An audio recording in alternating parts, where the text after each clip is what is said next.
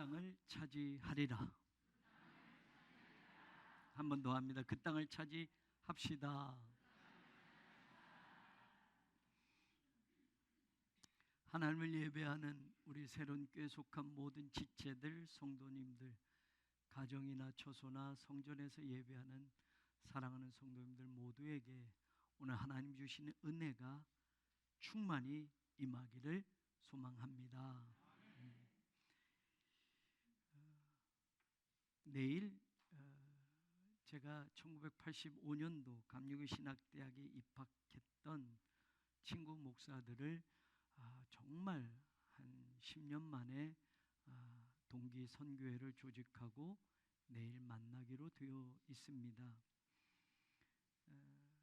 한 30여 명 가까운 친구들이 이제 당진에 부임한 친구 목사의 교회에서 만나기로 되었는데, 거기에 오겠다고 하는 친구 한 명이 지난 수요일 날 감리교 일영연수원에서 정예원 연수 교육을 받다가 아침에 운동을 여러 명이 같이 하다가 그리고서 사람들은 혼자 운동하나 보다라고 했는데 그 운동장에 누워있는 모습을 보고 누워서도 하나 보다라고 생각을 했답니다.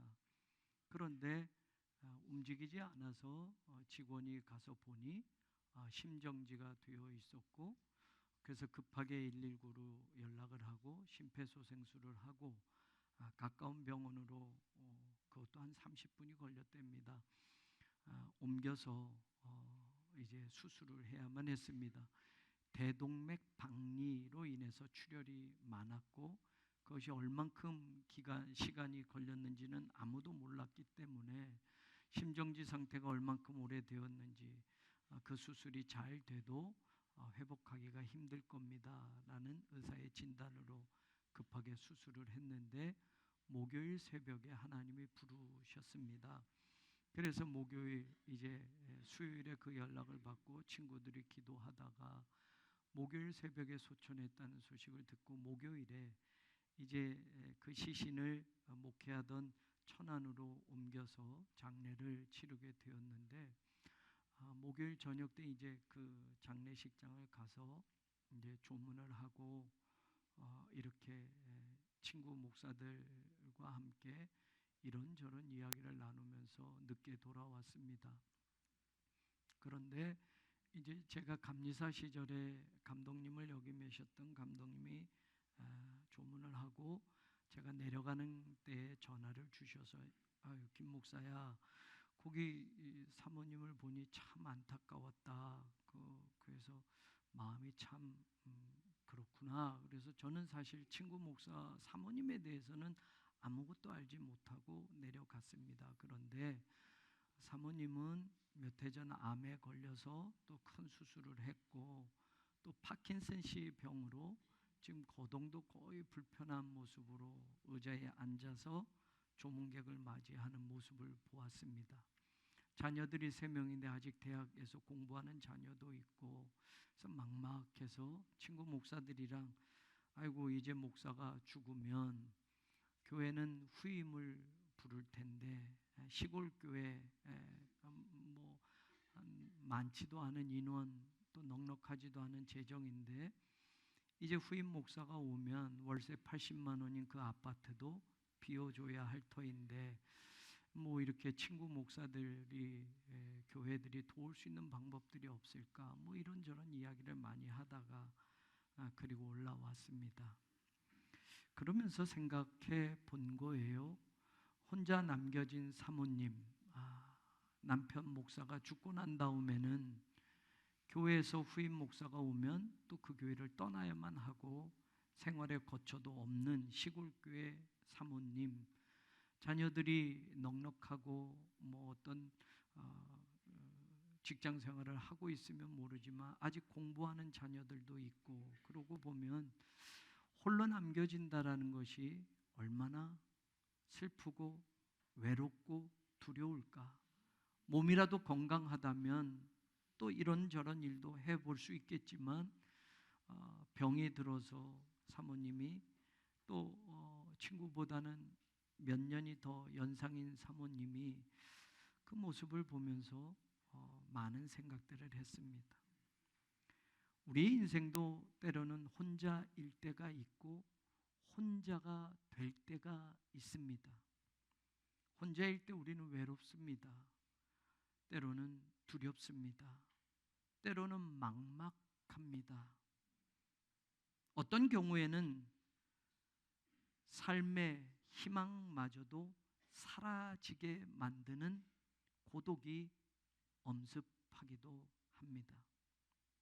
오늘 우리가 잘 아는 야곱은 창세기 32장 10절에 보면 하나님 앞에 기도하는 내용 가운데 마지막 내가 내 지팡이만 가지고 이 요단을 건넜더니 라는 말을 합니다.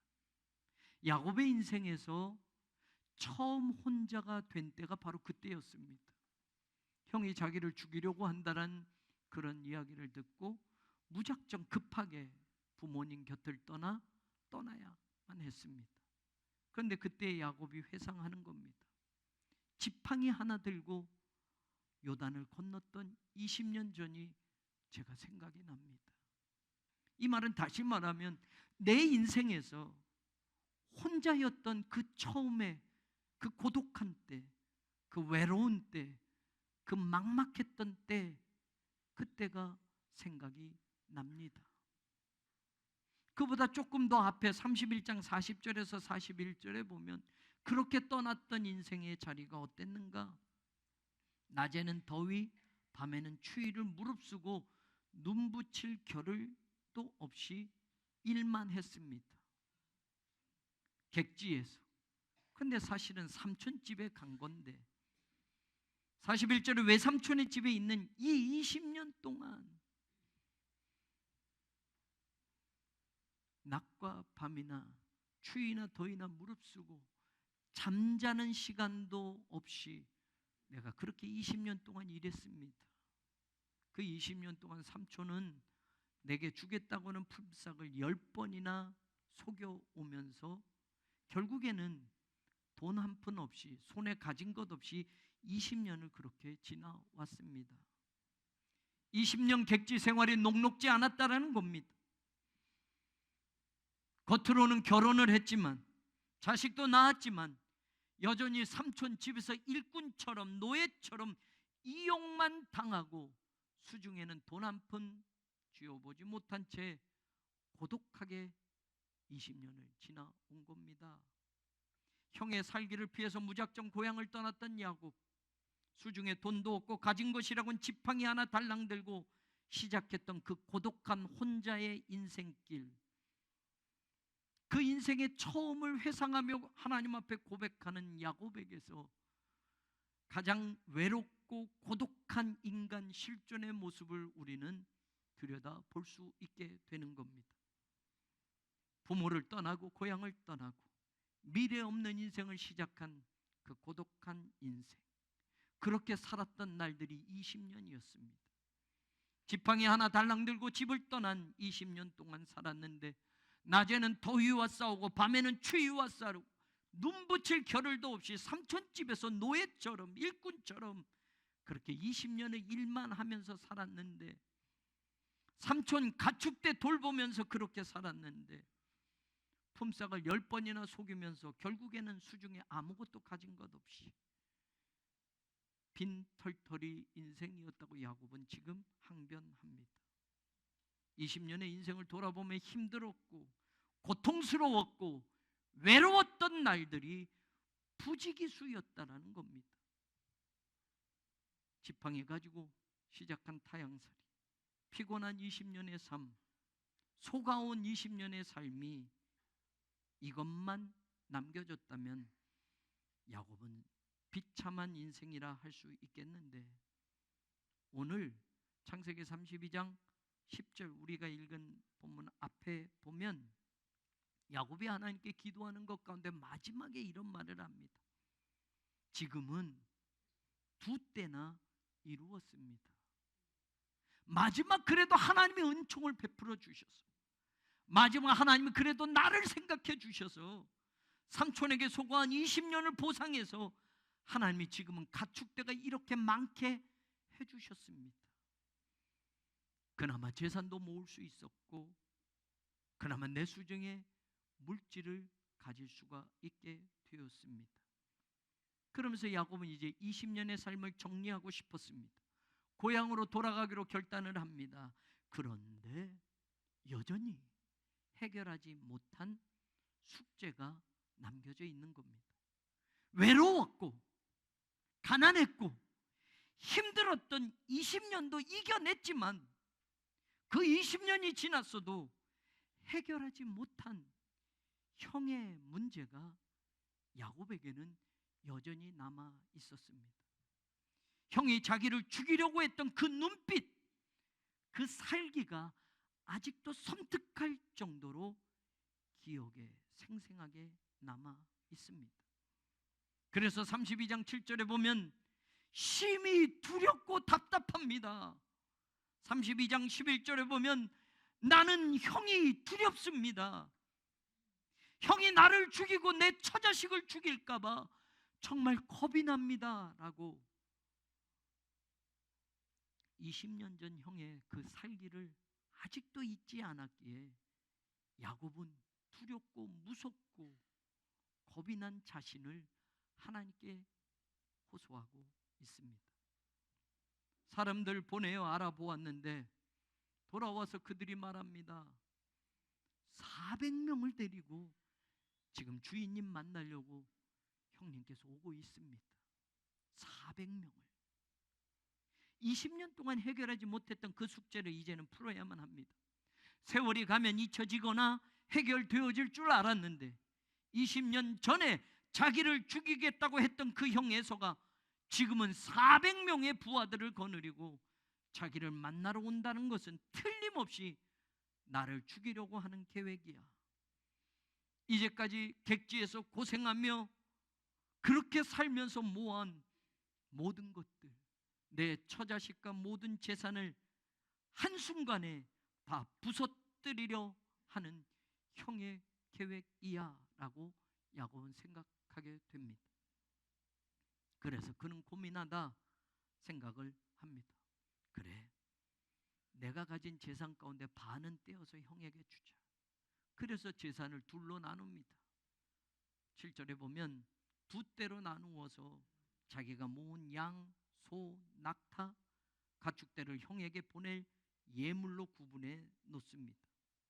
16절에서 20절에 보면 그것을 또 각각 떼로 나누어서 네 떼로 구분하는 모습을 보게 됩니다. 자, 이것이 누구 것이냐 물으면 당신 동생이 형에게 주는 예물입니다. 또 형에게 주는 예물이라고 계속 예물을 먼저 앞서 보내면 형의 마음이 조금 누그러지지 않겠는가? 19절에 가서 보면 둘째와 셋째와 각 떼를 따라가는 자에게도 그렇게 말하라고 말하는 것을 보면 야곱은 한 떼, 두 떼, 세 떼, 네 떼로 구분해서 나름대로는 생각을 하면서 형의 마음을 풀려고 합니다. 혹여 그 일이 잘못되어서 형이 내 하인들을 죽이면, 앞에 것을 먼저 죽이면 둘째, 셋째, 넷째까지 오기 전에 나머지 사랑하는 제일 뒤에 두었던 라헬과 요셉 그 자식들을 챙겨서 내가 도망치면 되겠지라는 것이었습니다. 좋은 생각입니다. 나름대로 굿 아이디어입니다. 우리가 인생을 살면서 때로는 좋은 생각들이 필요합니다. 지혜도 필요합니다. 그런데 여러분, 오늘 성경이 우리에게 이야기하고 싶은 것이 무엇일까요? 야곱이 이런 방법을 동원했고 야곱이 이런 지혜를 동원해서 그의 인생의 문제를 해결했다고 성경이 말하고 있는 것일까요? 아닙니다. 물론 살면서 지혜로워야 됩니다. 물론 살면서 세상의 방법도 필요하기도 합니다. 그러나 하나님의 사람들은 어떤 인생의 문제이든지 세상적인 방법 중요하다 하더라도 그것보다 더 중요한 건 신앙적인 태도가 더 중요하다는 걸 잊지 말아야 된다는 겁니다. 저는 오늘 여러분과 그 이야기를 하고 싶습니다. 야곱의 지혜, 야곱의 그 꾀, 야곱이 세상적인 방법, 이것도 좋은 생각이고 좋은 아이디어일지는 모르지만 어쩌면 이렇게 하는 것이 자신의 인생의 문제를 해결하는 데 도움이 될 수도 있겠지만, 성경은 우리에게 그런 세상의 방법, 인생의 잔머리, 그것 가지고 인생에 승부하라고 말하는 것이 아니라, 어려워도 힘들어도 신앙의 태도, 신앙의 자세를 끝까지 견지하라고 성경 우리에게 말해주고 있다는 것. 오늘 야곱의 이야기를 통해서 저는 여러분과 생각해 보려는 것입니다. 오늘 이 방법 말고 야곱에게서 볼 수 있는 신앙적인 태도와 자세는 무엇입니까? 단순한 것 같지만 기도라는 것이 먼저 보여집니다. 야곱은 하나님께 기도하는 사람이었다라는 겁니다. 목사님, 기도 우리도 다 알아요. 문제가 생기면 기도합니다. 어려움이 생기면 기도합니다. 맞아요. 그런데 여러분, 야곱의 기도는 특별합니다. 저는 그 기도를 여러분과 이야기하고 싶습니다. 야곱은 하나님께 기도하는데 9절에서 12절까지 우리가 읽은 본문 앞에 그 기도의 내용이 나옵니다. 시간상 저는 뒤에 9절부터 여러분에게 소개를 했는데, 이 기도를 가만히 들여다보면 오늘 우리의 기도를 다시 한번 점검해 보게 하는 중요한 포인트가 있습니다. 9절에 보면 야곱이 하나님께 기도하면서 이렇게 말해요. 내 조부 아브라함의 하나님, 내 아버지 이삭의 하나님 여호와여, 주께서 전에 내게 명하시기를 네 고향 네 족속에게로 돌아가라, 내가 내게 은혜를 베풀리라 하셨나이다. 기도하는데 하나님, 전에 말씀하신 게 있잖아요. 내가 너에게 은혜를 베풀겠다고 하나님이 말씀하신 거 있잖아요. 이것을 기도합니다. 12절로 가서 보면 주께서 말씀하시기를 내가 반드시 네게 은혜를 베풀어 내 씨로 바다에 셀 수 없는 모래와 같이 많게 하리라 하셨잖아요 라고 말합니다. 여러분, 야곱의 기도는 하나님의 말씀을 붙들고 하는 기도였다라는 겁니다. 우리는 기도할 때 사실은 우리의 문제를 붙들고 기도합니다. 우리의 문제를 먼저 가지고 하나님께 기도합니다. 그럴 때가 더 많습니다. 그런데 여러분, 야곱의 기도에서 우리가 배우는 것은 하나님의 말씀에서부터 기도는 시작되어야 된다는 겁니다. 내 문제가 아무리 급하고 내 문제가 아무리 다급해도 하나님의 말씀 다음이어야 한다는 겁니다. 이때 아멘 해주시는 겁니다.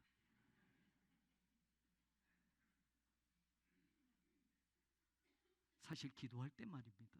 하나님, 몸이 아파요. 고쳐주세요. 하나님, 지금 시험이 중요한 시험이 있어요.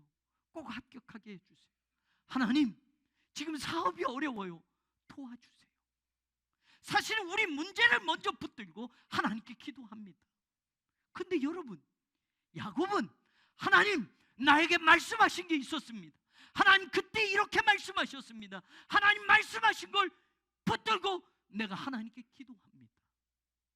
사랑하는 여러분, 문제를 붙들고 기도하기 이전에 하나님의 말씀을 붙들고 기도하는 사람이 되기를 소망합니다.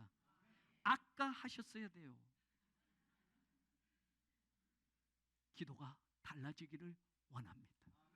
내 문제가 아무리 급하고 내 문제가 이것이 죽고 사는 문제여도 여러분, 문제를 붙들고 먼저 기도하는 게 아니라 하나님의 말씀을 붙들고 먼저 기도하는 사람이 되십시오. 그 말씀의 능력이 임하는 것을 경험하게 될 줄로 믿습니다. 하나님의 말씀이 기적이 되는 날이 오는 것을 믿습니다. 문제가 해결되는 게 기도가 아니라 하나님의 말씀이 이루어지는 것이 기도가 되는 것을 경험하게 될 줄로 믿습니다. 야곱의 기도에서 또 다른 모습을 보게 됩니다. 10절에 보면 주께서 주의 종에게 베푸신 모든 은총과 모든 진실하심을 조금도 감당할 수 없사오나 내가 지팡이만 가지고 이 요단을 건넜더니 지금은 두 때나 이루었습니다. 이 말을 조금 더 자세하게 말씀드려야 됩니다. 조금도 감당할 수 없다라는 말은 히브리어로 카톤이라는 단어를 썼습니다. 굳이 의미를 이야기한다면 가치가 없다, 보잘것이 없다라는 뜻입니다. 그런데 여기에 비교급 전치사 민을 썼습니다. 그래서 뭐뭐보다 나는 가치가 없습니다. 뭐뭐보다 나는 보잘것 없습니다 라는 고백입니다. 그런데 그것을 비교하는 것이 무엇이냐면 하나님의 은총, 하나님의 신실함보다 나는 보잘것없는 사람입니다. 이런 뜻입니다. 여러분, 야곱의 기도는 하나님의 은혜, 하나님의 신실하심이 나보다 크고 나보다 귀함을 고백하고 있는 기도였다라는 겁니다. 당연한 게 아니라는 걸 야곱은 알았습니다. 하나님이 내게 주신 그 은총이요, 하나님이 나를 언제나 신실하게 대해 주셨던 그 마음이요, 사실 그거 받을 자격이 나에게는 없습니다. 하나님의 은총보다, 하나님의 신실함보다 비교하자면 나는 그것을 받을, 얻을, 누릴 자격조차 없는 사람이었습니다 라고 고백하는 겁니다. 사랑하는 여러분, 우린 너무나 당연하게 생각하지 않습니까? 내가 지금 가진 것 당연히 내 것이라고 착각하며 살지 않습니까? 당연한 것처럼 그렇게 생각하며 살아가고 있지 않습니까? 정말 당연합니까? 하나님의 은총, 하나님의 베푸신 그 사랑 정말 내가 받을 자격이 있었습니까? 그걸 지금 누릴 수 있는 그런 자격이 나한테 있었습니까? 아니요. 야곱은 그의 기도 속에서 하나님의 은총이 언제나 나보다 컸음을, 하나님의 신실하심이 언제나 나보다 귀했음을, 당연한 게 아니라는 것을 그는 그 기도에서 고백하고 있습니다. 내가 누려왔던 모든 것들이, 내가 지나왔던 모든 시간이, 내가 걸어왔던 모든 순간이 당연한 것 아니라 은혜였소. 이것이 찬양으로만 고백되어져야 하겠습니까? 사실 내가 누려왔던 모든 것들이 당연한 줄 알았습니다. 내가 지나왔던 그 모든 시간들이 당연한 줄 알았습니다. 내가 걸어왔던 그 순간순간이 당연한 줄 알았습니다. 내가 잘한 줄 알았습니다. 내가 똑똑한 줄 알았습니다. 내가 열심히 해서 거둔 줄 알았습니다. 그런데 여러분, 당연한 건 하나도 없었고 은혜였음을 야곱도 말하는 겁니다. 하나님이 주신 그 은총, 하나님이 나를 대하셨던 그 신실하심, 그래서 지금 이 두 때나 이루게 되었던 이 모든 것, 아니요, 자격 없었어요. 영어 성경에 보면 I am unworthy, 나는 가치 없는 존재였습니다 라고 말합니다. 무엇보다 하나님이 베푸신 은총보다, 하나님이 나에게 신실하셨던 그것보다 I am unworthy, 나는 자격이 없었어요, 가치 없었어요 라고 야곱은 고백합니다. 그게 그의 기도였습니다. 11절에 그의 기도의 또 다른 특징을 봅니다. 내가 주께 간구하니 형의 손에서, 에서의 손에서 나를 건져내시옵소서. 내가 그를 두려워합니다. 그가 와서 나와 내 처자들을 칠까 겁이 납니다. 야곱은 진심을, 자신의 한없이 연약함을, 지금 내 속에 있는 그 두려움을 하나님께 다 고백합니다. 기도는 하나님께 솔직해야 합니다. 하나님께는 내 가장 연약한 것까지도 고백할 수 있어야 합니다. 세상에서는 나를 조금 과대포 포장하기도 하잖아요. 세상에서는 사람들에게 내 연약한 걸 보여주기 싫잖아요. 세상에서는 내 모자란 것, 내 못 배운 것, 내 부족한 것 보여주고 싶지 않잖아요. 그래서 나를 좀 꾸미기도 합니다. 나를 좀 포장하기도 합니다. 그런데 하나님 앞에서는 나를 부풀릴 필요 없습니다. 나를 포장할 필요 없습니다. 솔직해 줘야 합니다. 가장 민낯으로 하나님을 대면해야 합니다. 거기에는 부끄러움도, 수치스러움도, 죄스러움도 그대로 드러나는 자리입니다. 내 부끄러움 가릴 필요 없습니다. 수치스러움, 내 죄악 숨길 필요 없습니다. 하나님께는 그냥 솔직하게 나의 모자람, 내 연약함, 내 두려움, 내 죄성, 그것을 그대로 하나님께 보여야만 합니다. 이게 야곱의 기도였습니다. 그 기도가 그를 살립니다. 그 기도가 20년의 숙제를 풀어줍니다. 저와 여러분의 인생이 고독할 때, 저와 여러분의 인생이 힘겨울 때, 내 힘으로 해결할 수 없는 그 문제를 만났을 때, 야곱의 기도처럼 우리의 기도가 이렇게 달라지기를 주님의 이름으로 축원합니다. 야곱에게서 배우는 또 다른 신앙적인 태도를 우리는 보게 됩니다. 야곱은 말입니다, 하나님께 기도했던 사람뿐만 아니라 하나님께 모든 걸 다 내려놓을 줄 아는 사람이었습니다. 21절에서 24절에 보면 그 예물은 그보다 앞서 보냈고 무리 가운데서 밤을 지새다가 22절 밤에 일어나서 두 아내 두 여종 레아와 라헬, 빌하와 실바 아내와 두 여종으로 얻은 그 아내, 그 첩, 그리고 11아들 4명의 여인에게서 얻은 11명의 아들을 인도하여 야뽕 나루를 건너 23절 그들을 인도하여 시내를 건너가게 하며, 그 다음 중요합니다, 그의 소유도 건너가게 하고 24절 야곱은 홀로 남았더니 So Jacob was left alone. 야곱만 혼자 남았습니다. 그런데 여러분, 혼자 남은 그 인생 앞에 after he had sent them across the stream, 자신이 처자식, 누구보다 귀한 아내들과 자식들을 강을 건너 보냈습니다. And he sent over all, 우리말에는 표현이 안 됐어요.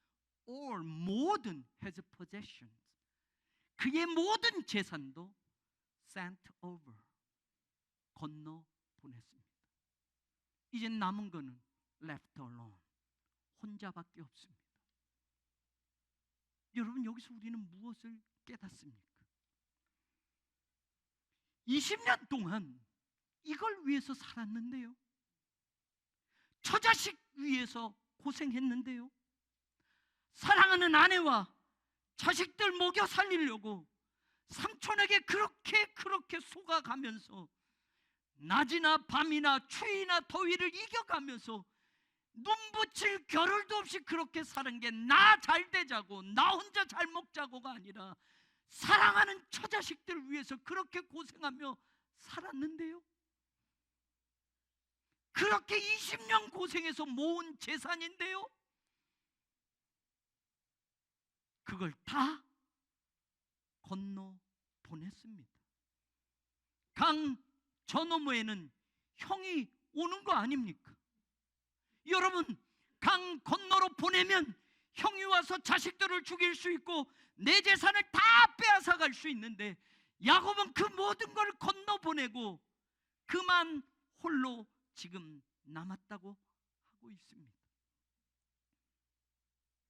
여러분, 모든 인생은 말입니다, 이 순간을 경험하는 날이 옵니다. 그렇게 붙들고 살았던 재산, 그렇게 애지중지했던 처자식, 여러분, 세인트 오버 할 때, 세인트 크로스 할 때, 그때가 옵니다. 사랑하는 아내, 사랑하는 남편, 사랑하는 자식, 마지막 붙들고 살아도 출가하는 자식들 떠나보낼 때가 있고, 마지막 사랑하는 배우자 동시에 하나님 앞에 가지 못하는 그 삶에서 누군가 먼저 가게 되면 야곱처럼 혼자 남는 때가 있습니다. 재산도, 가진 것도, 사랑하는 사람도 모두 보내야 하고 남겨진 혼자만의 인생, 그리고 하나님을 만나야 되는 그때가 모든 사람에게 옵니다. 시간 차이일 뿐입니다. 그러나 끝까지 쥐고 못 놓겠다고 하는 사람들이 있습니다. 마지막 그 순간까지 내가 어떻게 벌어온 건데, 내가 어떻게 사랑하며 살았는데 끝까지 붙들고 못 놓겠다고 하는 사람도 있을 수 있습니다. 근데 오늘 야곱을 통해서 우리가 깨닫는 신앙적인 태도는, 하나님께는, 하나님 앞에는 내가 그렇게 붙들고 살았던 그 모든 것들을 내려놓을 줄 알아야 하는 그런 때가 있다라는 걸 우리는 깨닫습니다. 내려놓을 때 하나님이 채우십니다. 하나님께 내려놓을 때 하나님이 그것을 붙들어 주십니다. 포기처럼 보여지지만 하나님이 맡아 주시는 겁니다. 저와 여러분의 신앙이 야곱과 같은 신앙이 되기를 다시 한번 축원합니다. 마지막 야곱에게서 배우는 신앙의 모습이 있습니다. 하나님께 기도하고 하나님께 모든 걸 내려놓았고 이제는 하나님만 붙드는 겁니다. 24절, 야곱은 홀로 남았더니 어떤 사람이 날이 새도록 야곱과 씨름하다가, 26절, 당신이 내게 축복하지 않으면 가게 하지 않겠나이다. 씨름하다가 라는 이 어근 아바크가 붙잡다라는 뜻입니다. 야곱은 하나님만 꽉 붙잡고 있습니다. 나 축복하지 않으면 이거 절대로 놓지 않겠습니다라고 말합니다. 그런데 여러분, 그동안 그렇게 붙들고 살았던 거 다 놓고, 다 내려놓고 이제는 야곱이 하나님만 붙들고 있습니다. 야곱 인생에서 가장 소중했던 아내, 자식, 모든 재산을 손에서 놓고 이제는 하나님만 붙들고 놓지 않겠다고 하고 있습니다. 밤새도록, 날이 새도록 그 손을 놓지 않고 꼭 붙들고 있습니다. 무엇 때문에요? 내게 축복하지 아니하면. 그럼 여러분, 지금 야곱이 원하는 축복이 지금보다 더 많은 돈 벌게 해달라는 그 축복입니까? 야곱이 지금 축복하지 않으면 놓지 않겠다고 하는 그 축복이 다시 돈을 더 벌게 해달라, 다시 세상 것을 더 많이 쌓아놓게 해달라, 더 많은 것 가지고 살게 해달라고 하는 그 축복입니까? 아니요. 29절 하반절과 30절 사이에 연결점이 있습니다. 거기서 야곱에게 축복한지라, 30절, 축복받은 야곱의 모습이 그 다음 30절에 나옵니다. 그러므로 야곱이 그곳 이름을 브니엘이라 하였다. Because I saw God face to face. 내가 하나님을 얼굴과 얼굴을 보았다라고 지금 야곱이 말합니다. 축복이 뭡니까? 돈 더 벌게 해주는 게 야곱이 원했던 축복이 아닙니다. 축복이 뭡니까? 이제껏 벌었던 거 잃어버리지 않게 해달라는 게 그가 원했던 축복이 아닙니다. 내가 하나님을 얼굴과 얼굴로 보았다 있습니다.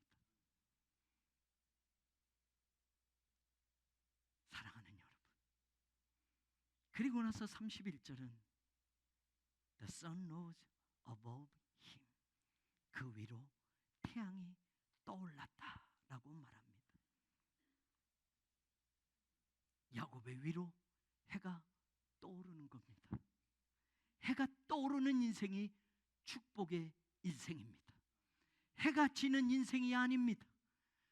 여러분, 내가 육신의 나이가 많아서 해가 지는 인생이에요? 아니에요. 여러분, 나이와 상관없습니다. 하나님의 사람들은 나이가 들어도 해가 떠오르는 분이엘의 인생을 살 수 있기를 주의 이름으로 축원합니다. 하나님 앞에 모든 것을 실패하고 모든 것을 잃어버렸다 해도 하나님의 얼굴을 볼 수만 있다면 그 인생이 축복의 인생이요, 분이엘의 인생이 되는 놀라운 하나님의 은혜를 경험할 수 있음을 우리가 믿을 수 있기를 주님의 이름으로 축원합니다. 하나님의 얼굴을 보는 것이 축복입니다. 하나님의 얼굴은 은총이기 때문에 그렇습니다. 하나님의 얼굴이 내게로 향할 때, 하나님의 얼굴빛을 내게로 비추실 때, 하나님의 시선이 내게 머무는 인생이 될 때, 하나님이 나를 바라보는 인생이 될 때, 그게 진짜 축복이고 은혜라는 걸 야곱처럼 깨닫는 우리 모두가 되기를 주의 이름으로 축원합니다. 홀로 남았을 때 그는 하나님께 기도했습니다. 우리의 기도와 다른 기도였습니다. 하나님께 모든 것을 내려놓을 줄 알았습니다. 하나님만 꽉 붙들었습니다.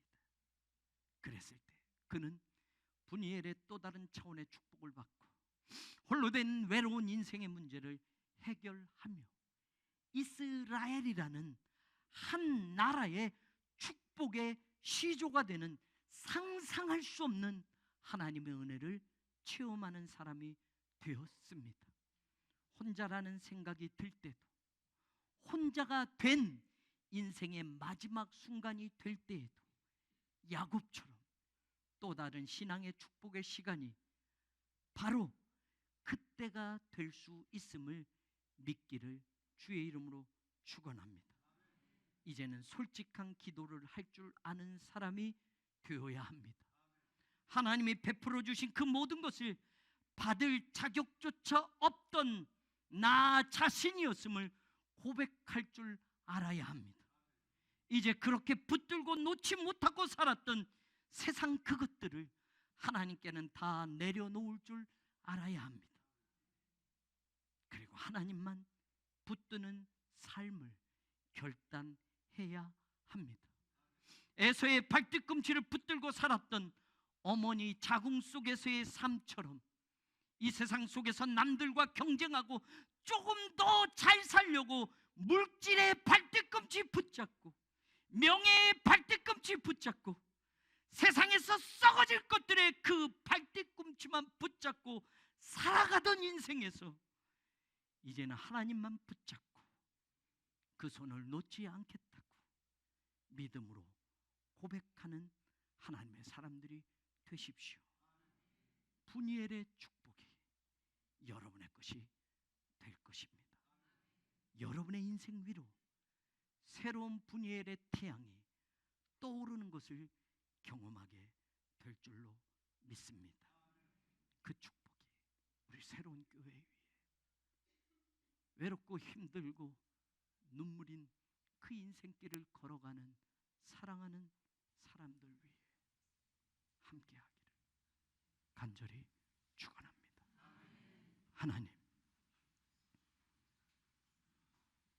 야곱의 인생에서 배우는 것, 그것을 놓치지 않게 하여 주옵소서.